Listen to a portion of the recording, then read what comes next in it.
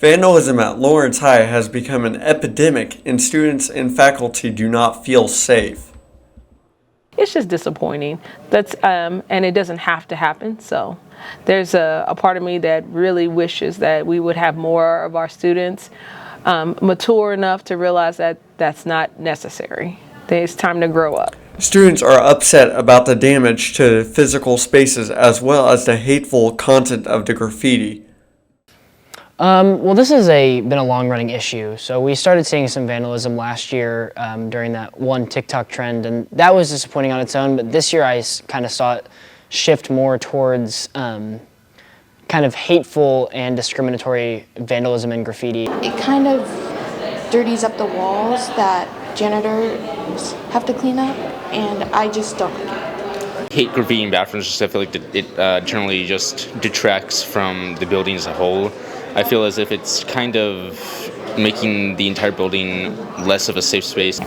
So what we do is when we are able to identify who the perpetrator is, we follow our code of conduct around vandalism in our building. And there are 3 steps to it. There's the first offense, second offense, and the third offense. And so each time it becomes a little bit greater consequence as we go along.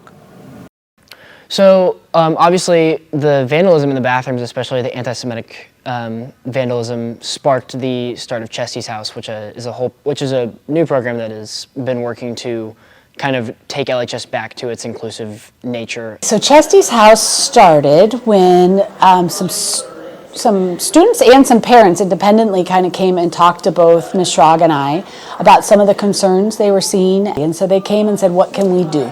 And this was born out of their ideas of how do we help combat this and educate our student body.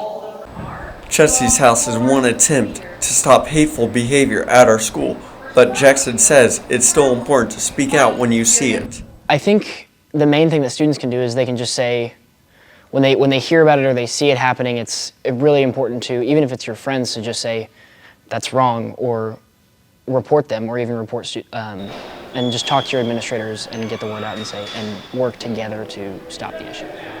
Well, if we all begin to think about this as our a space that that's belongs to all of us, that's important, that when we go into our restrooms or any area of the building, to have a little bit of ownership and to take care of it like it's our own. We have a really nice renovated school, and it becomes our responsibility to be the ones to take care of it so that it will look great for generations to come.